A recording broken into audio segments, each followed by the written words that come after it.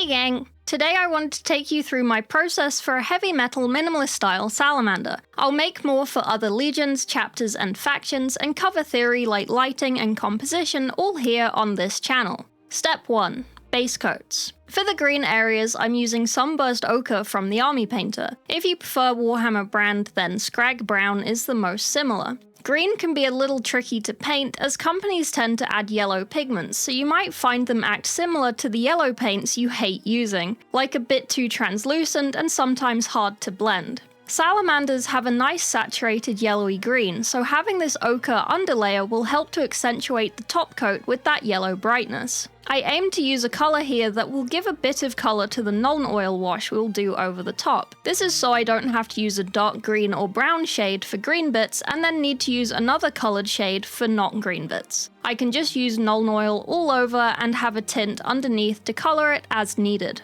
This layer doesn't need to be perfect, but try and make the coverage uniform. This will help in step 3 as patchy base coats may show through the top coat later. If you wanted to be pedantic, then you can do the Nuln Oil in just the places you want it to stay, but I find just doing a full dunk helps with the in-depth coverage for deeper shadows and speed. For the pauldron panel, I'm using Imperial Navy from the Army Painter, which is essentially Night Lord's Blue from Warhammer. You may say, wait, hang on, isn't his shoulder meant to be black? Yes it is. But using this blue underneath will, or at least should, show through the black top coat a little and do a neat little trick on your eyes next to the yellowy green to make the shoulders look like a deeper black than if you just use straight up black. It sounds weird, but it works. Try and keep this blue neat in the panel, as getting it on the green will show through the Nuln Oil and might be a bit odd looking, but not gonna lie, it probably won't make too much of a difference as they're kind of close in tone anyway. The aim is to create that value distance with colour and tone, so armor panels and segments like trim are all separated out, so when they're on tabletop you can still see the definition and details of the mini at distance. After you're happy, you can go back over and fix any mistakes.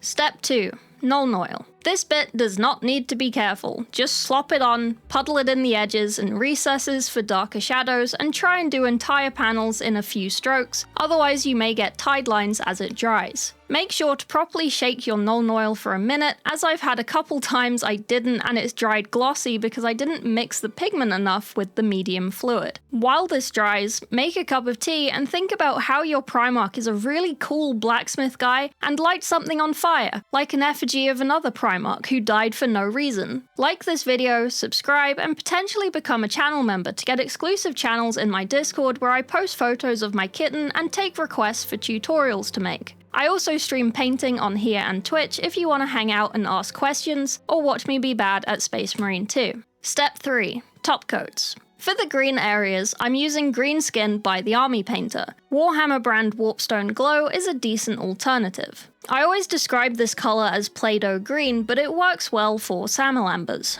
This is a nice saturated colour that should add plenty of vibrancy against the black pauldron. This layer will be the majority of the finished mini, as it is only the highlights after this. On parts that are up against the wall of another panel, I leave about a millimetre or half millimetre gap between my top coat green and the crease, so I can have a dark outline to separate the panels a bit, and to save me from accidentally going up those walls that should be left dark. For the base coats, I didn't water down my paint beyond making it easy to slap on. For these top coats, I added a little bit of water so I could move it easier on the mini to create the shape I wanted before going back over with a thicker coat to concrete it in. If you do a couple of thin layers, leaving the coverage kind of patchy and uneven, this can look more battle-worn, and you can use those brushstroke lines and patchinesses to help plan out any weathering or battle damage you want to add. I don't really do battle damage, and this isn't a tutorial for that, so I'm just gonna do a kind of thick and keeping it uniform, kind of flat looking layer. I just prefer it looking super new and clean.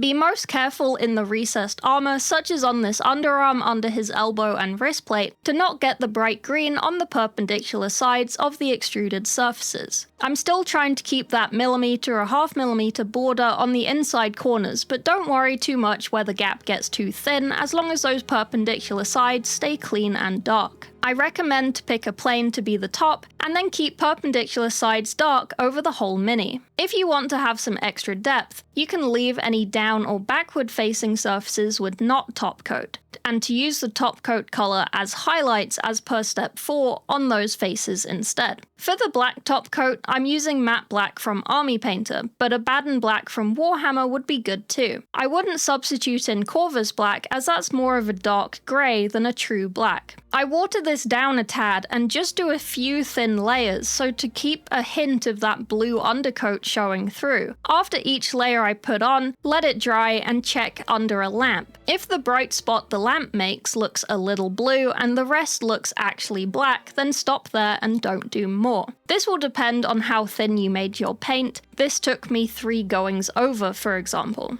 Be careful to leave that millimeter gap around the edge so you don't get black on the green trim walls. Step 4. Highlights. On the green, I'm using Autumn Sage by the Army Painter. There isn't really a match to a Warhammer paint, but you can try mixing Scarsnick Green with some Blue Horror or Deepkin Flesh. We're aiming for a kind of drab cottagecore bluish green. So here I'm essentially outlining all my top coat green with outside edges, or like on this elbow panel, a sculpted edge in the middle of an entirely top coated section. Because we're doing these over the top coat, if you make a mess, we can just go back over this later with more of that top coat color. Again, try and not slip onto the dark areas, as it will be harder to fix. Like in step 3, if you want more depth, only do these edge lines on front and top facing edges. But I would only recommend this if you also did this with the top coat in step 3 when I mentioned this before. Otherwise, go all over and edge up all of the cliff edges. I tend to water down my paint a bit for this just so I can use a smaller brush so the paint doesn't dry before I put it on the mini. If you find the edges to look too pale, mix in some of the top coat color until you find a shade you're happy with. Adding more top coat will lead to a more subtle edge, which can be nice if you then use the unmixed highlight paint to do some dot highlights on the corners of the edge highlights. To clean up these highlights, as they're only on the top coat, you can carefully straighten up wonky highlight lines, make the highlight lines thinner, or fix any mistakes you made with the top coat. This is probably the bit that took the longest, as I wanted to be careful to not have to redo the highlights, and to get the thinness of the edge lines that I wanted.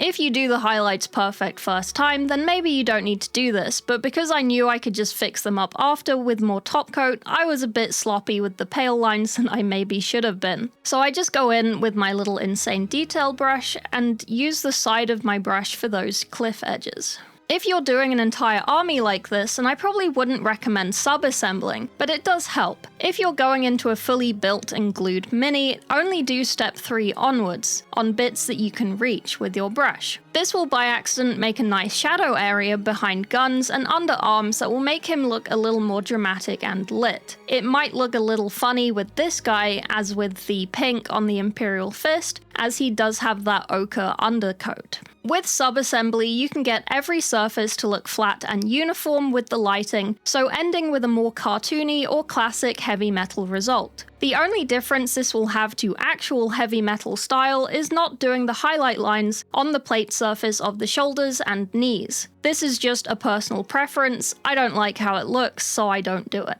On the green trim, I'm treating this more like metallic, so I tend to pick outer edges or corners to highlight, and then a secondary bright spot if I feel like the vibe is right for it. Try and feather out these highlight spots to avoid harsh tide lines. For highlighting the black, this pauldron has none, but you can see in a second with the finished mini that I've used Wolf Grey from Army Painter or a Rust Grey from Warhammer, and I just edge highlight everything black with it.